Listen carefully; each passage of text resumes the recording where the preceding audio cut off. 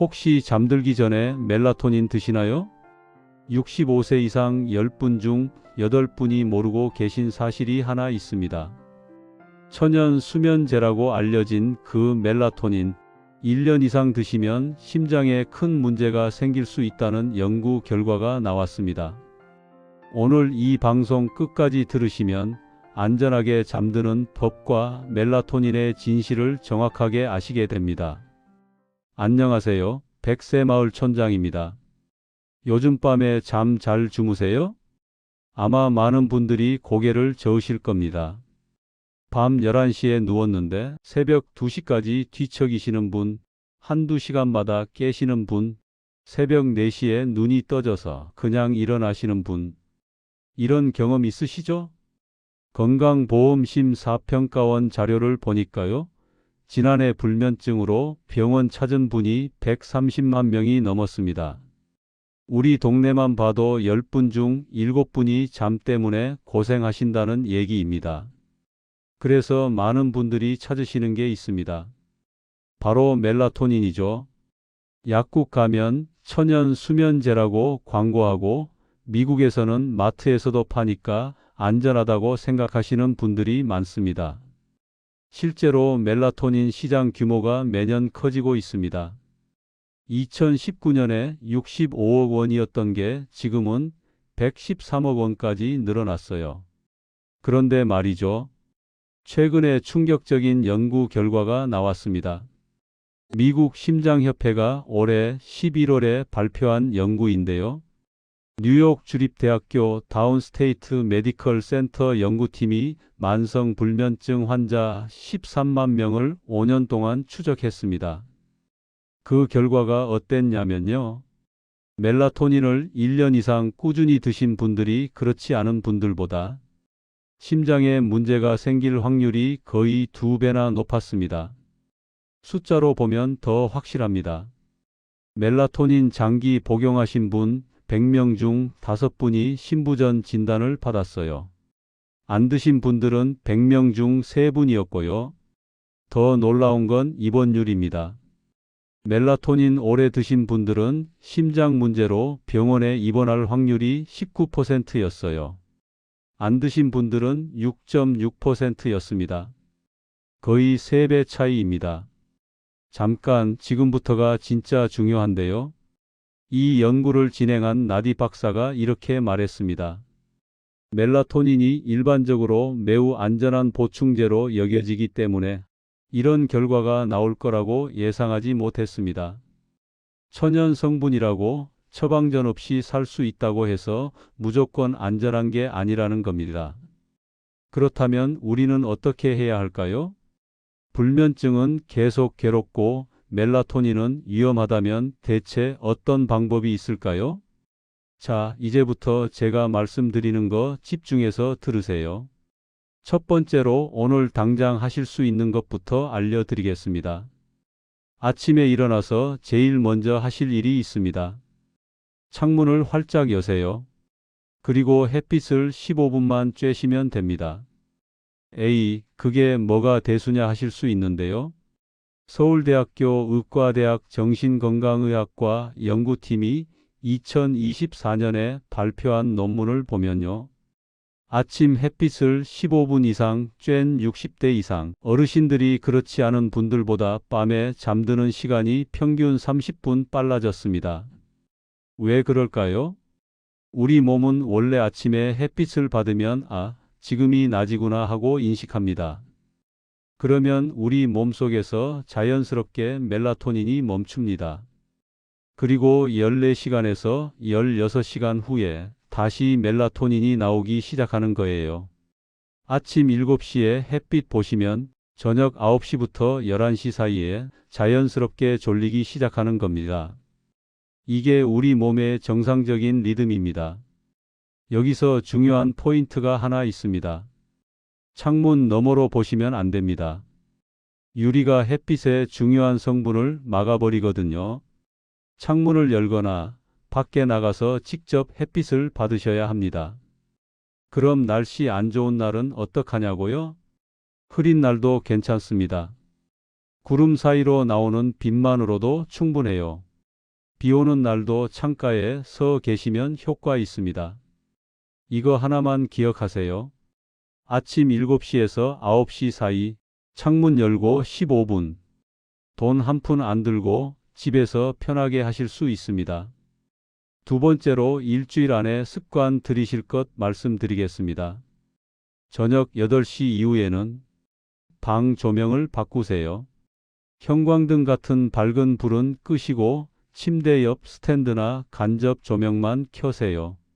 삼성서울병원 수면의학센터 윤인영 교수가 2023년 대한수면의학회지에 발표한 연구를 보면요. 밤 8시 이후에 밝은 빛에 노출된 65세 이상 어르신들은 멜라토닌 분비가 평균 40% 감소했습니다. 우리 몸은 밝은 빛을 보면 아직 낮이구나 하고 착각해요. 그러면 자야 할 시간인데도 잠이 안 오는 겁니다. 특히 조심하셔야 할 게 스마트폰입니다. 스마트폰 화면에서 나오는 푸른빛이 문제예요. 이 푸른빛이 우리 눈 뒤쪽에 있는 카메라 필름 같은 부분, 그러니까 망막을 자극합니다. 그러면 우리 뇌가 지금 한낮이야, 깨어 있어야 해 하고 명령을 내리는 거죠. 그래서 잠자리에 누워서 핸드폰 보시면 절대 안 됩니다. 최소한 자기 1시간 전부터는 핸드폰을 멀리 두세요. 근데 잠이 안 와서 핸드폰 보는 건데 하시는 분들 계시죠? 그럼 이렇게 해보세요.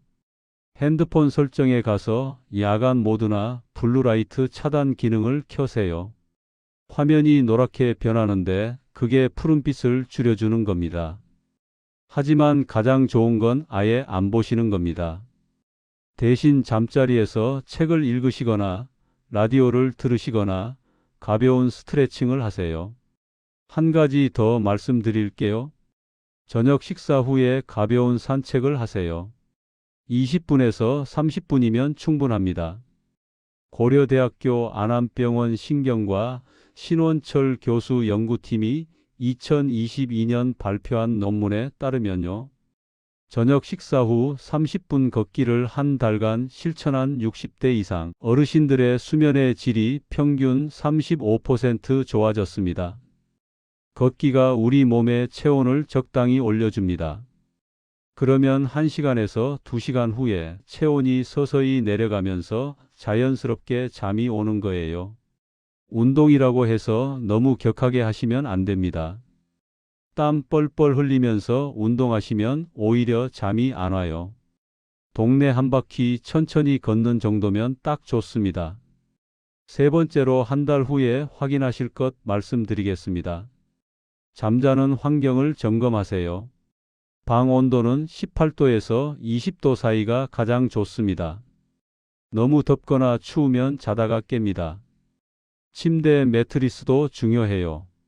너무 푹신하거나 딱딱하면 허리나 어깨가 아파서 자다 깨게 됩니다. 베개 높이도 확인해 보세요. 옆으로 누웠을 때 목과 척추가 일직선이 되는 높이가 좋습니다. 그리고 이거 하나만 꼭 기억하셔야 하는데요. 낮잠은 오후 3시 이전에 30분 이내로만 주무세요. 연세대학교 세브란스 병원 신경과 연구팀이 2023년에 발표한 자료를 보면요. 오후 3시 이후에 낮잠을 자거나 1시간 이상 주무신 분들은 밤에 잠들기까지 걸리는 시간이 평균 50분 더 길었습니다. 낮잠을 너무 오래 자면 밤에 잘 수면 에너지가 줄어드는 거예요. 점심 먹고 졸리시면 20분에서 30분 정도만 눈 붙이세요. 그 정도면 충분히 개운하고 밤잠에도 지장 없습니다. 그리고 침실은 오직 자는 용도로만 쓰세요. 침대에서 TV 보시거나 책 읽으시거나 핸드폰 하시면 안 됩니다. 우리 뇌가 침대는 잠자는 곳이라고 기억해야 침대만 가도 자동으로 졸음이 옵니다. 만약 20분 이상 누워 있어도 잠이 안 오시면요. 침대에서 일어나세요. 억지로 누워 계시면 오히려 침대는 잠 안 오는 곳이라고 뇌가 학습합니다. 거실에 나가서 책을 읽거나 조용한 음악을 들으시다가 졸리면 다시 침대로 가세요. 얼마 전에 이런 분을 만났습니다. 김순자 씨, 68세이신 분인데요. 3년 동안 멜라토닌을 드셨대요. 처음엔 잘 들었는데 나중엔 한 알로는 안 듣고 두 알씩 드셨답니다. 그런데 작년에 갑자기 가슴이 답답하고 숨이 차서 병원에 가셨어요. 검사해 보니 심장 기능이 떨어져 있었습니다. 의사 선생님이 멜라토닌 복용을 중단하라고 했대요. 그리고 제가 오늘 말씀드린 방법들을 실천하셨습니다. 아침에 햇빛 쬐기, 저녁에 조명 줄이기, 가벼운 산책. 처음 일주일은 힘들었대요. 멜라토닌 없이 잠드는 게 쉽지 않았다고 합니다. 그런데 2주 지나니까 조금씩 나아지더래요. 한 달 후에는 멜라토닌 없이도 밤 11시쯤 되면 자연스럽게 졸음이 왔답니다. 지금은 6개월째 멜라토닌 안 드시고도 잘 주무십니다. 심장 검사도 많이 좋아졌고요. 이분이 저한테 이렇게 말씀하셨어요. 처음엔 약 없이 잘 수 있을까 걱정했는데 우리 몸이 원래 잘 수 있게 만들어졌더라고요. 그냥 조금만 도와주면 되는 거였어요. 여러분도 할 수 있습니다. 그럼 멜라토닌이 나쁜 거냐? 그건 아닙니다. 멜라토닌 자체가 문제가 아니라 장기간 복용이 문제인 거예요. 미국 수면의학회 대변인 무하마드 리시 교수가 이렇게 말했습니다. 단기간 일시적으로 사용하는 건 안전할 수 있지만 1년 이상 계속 복용하는 건 신중해야 합니다. 시차 적응이 필요할 때, 예를 들어 해외여행 갈 때나 환경이 갑자기 바뀔 때 며칠 정도 쓰는 건 괜찮습니다. 하지만 매일 밤 드시는 건 위험할 수 있다는 겁니다. 더 큰 문제가 하나 더 있습니다. 요즘 시중에 식물성 멜라토닌이라는 게 많이 나와요. 천연 성분이라고 광고하면서 인터넷이나 마트에서 팔고 있습니다. 그런데 이 제품들은 효과가 검증되지 않았습니다. 식품의 약품안전처가 작년에 61곳을 단속했을 정도예요. 대한약사회 이혜정 학술이사는 이렇게 경고했습니다. 식물성 멜라토닌은 실제로 얼마나 들어있는지, 정말 효과가 있는지 입증되지 않은 제품이 많습니다. 그러니까 멜라토닌 제품 구매하실 때 조심하셔야 합니다. 병원에서 처방받는 것 외에는 믿으면 안 됩니다. 자, 여기까지 들으셨으면 이제 확실히 아시겠죠? 불면증 해결하는데 비싼 약이나 영양제가 필요한 게 아닙니다. 우리 몸이 원래 가지고 있는 기능을 회복시켜주면 됩니다. 아침에 햇빛 15분, 저녁에 조명 줄이기, 가벼운 산책. 이 세 가지만 한 달 동안 실천하셔도 분명히 달라지십니다. 60대든 70대든 늦지 않았습니다. 우리 몸은 나이가 들어도 충분히 회복 능력이 있습니다. 그런데 여기서 중요한 게 하나 있습니다. 지금 당장 시작하셔야 합니다. 불면증을 방치하면 다른 문제들이 연달아 생깁니다. 서울대병원 연구팀 자료를 보면요. 2010년부터 2022년까지 불면증 치료제 처방이 4배 늘었습니다.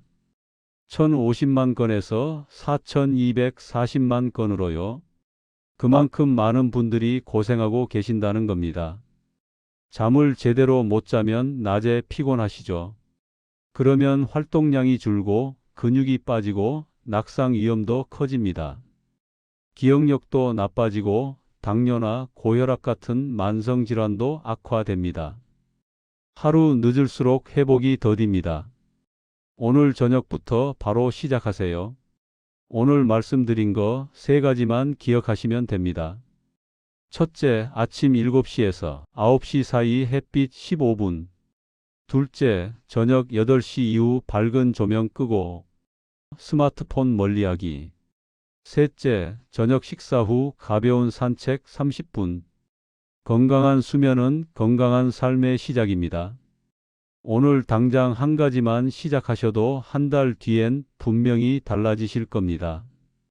멜라토닌 없이도 충분히 잘 주무실 수 있습니다. 지금 이 방송 끄시고 바로 창문 열어보세요. 어렵지 않습니다. 돈도 안 듭니다. 여러분은 충분히 하실 수 있습니다. 손주들과 더 오래 건강하게 지내고 싶으시죠? 자식들 걱정 끼치고 싶지 않으시죠? 끝까지 내 발로 걷고 싶으시죠? 그럼 오늘부터 시작하세요. 오늘 방송이 도움 되셨다면 구독 버튼 꼭 눌러주시고요. 좋아요도 눌러주시면 더 많은 분들께 이 정보가 전달됩니다. 주변 어르신들께도 꼭 알려주세요.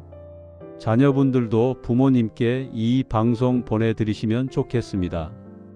효과 보신 분들 댓글로 경험담 나눠주세요. 다른 분들께도 큰 힘이 됩니다. 어떤 방법이 가장 도움 되셨는지도 궁금하고요. 100세 마을 촌장은 앞으로도 여러분의 건강한 100세 인생을 위해 검증된 정보만 선별해서 쉽고 재미있게 전해드리겠습니다. 다음 방송에서 또 만나 뵙겠습니다. 건강하세요. 감사합니다.